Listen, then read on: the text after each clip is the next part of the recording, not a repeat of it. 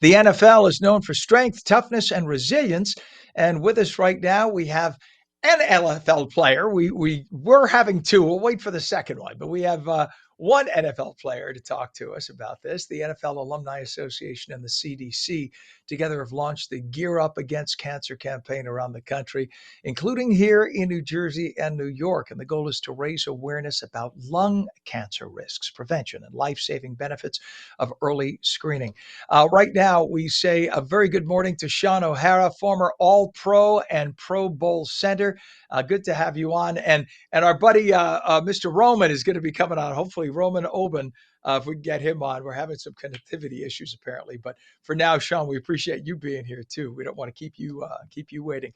So let's talk a bit about the link between the association, of course, and for cancer, getting people kind of aware of cancer. As a former player and a campaign ambassador, why was it important for you to personally be involved in a campaign that was focused on lung cancer awareness?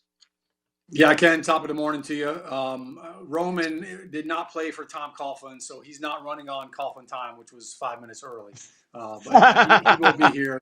We're going to fine him for being late. That's how we roll. That's it. Listen, it's obviously, it's a pleasure to be with you this morning. And you mentioned, why would I personally get involved? Just like Mike was giving us the weather report and how we got to gear up for the weekend, the NFL Alumni Association is partnering with the CDC to gear up against cancer and specifically lung cancer.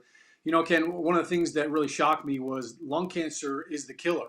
It's the number one cancer that people die from. Like you normally think of other cancers before you think of lung cancer, but it is the number one killer in our country. And, it's kind of one of those things where I feel like, if you're not a smoker, you don't really think that you're susceptible to it. Obviously, if you are a smoker, we advise for you to stop smoking. And if you're not, please don't ever start, because that's the number one reason to get it. 80 to 90% of the cases of lung cancer start with smoking and are from smokers. So, that's one part of it. But when you just think about the fact that it's the number one killer, it's kind of mind-boggling. So it was something that I was passionate about, and the NFL is passionate about.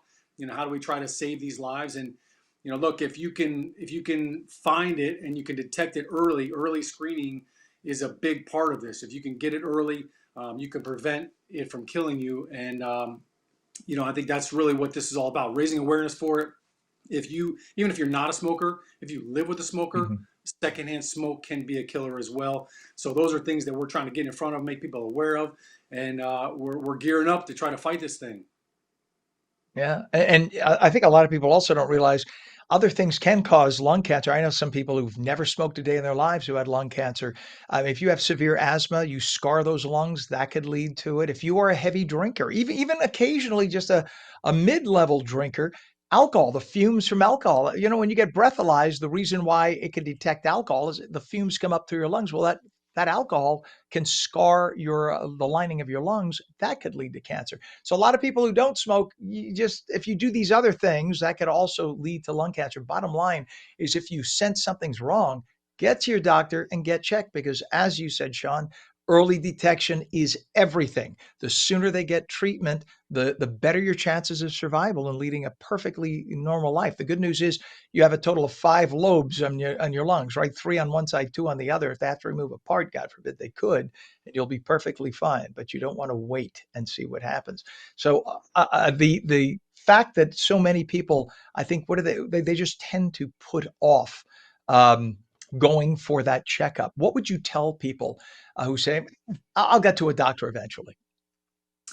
Yeah, I think that's, one of the things, especially as men, we kind of ignore symptoms, and we're kind of taught to push through them. But yeah, if you're feeling symptoms, if you're coughing, having a hard time breathing, don't wait on it, because, the earlier you detect this, the easier it is to beat it. And so, don't be a mule, don't fight it. Don't be stubborn. If you see something or you feel something, go out, and it can be a simple exam, and I think that's one of the things that we're trying to encourage people. Go out there. Your health is your most important asset. And I think when you feel like something's off, it's okay, go ahead and call your doctor. And now with telehealth, sometimes you can do a doctor's visit over Zoom and give them symptoms, and they can try to detect something early on. But the prevention of death is definitely correlated to that early detection.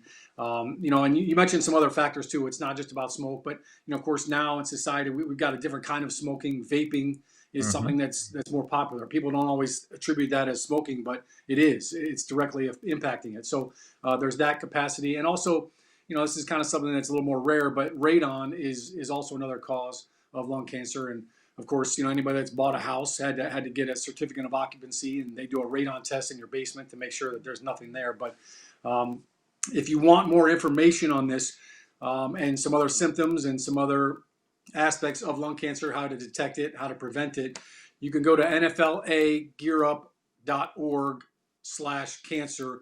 You can find all kinds of information about what we just talked about, some of the things that lead to that, some of the ways to prevent it.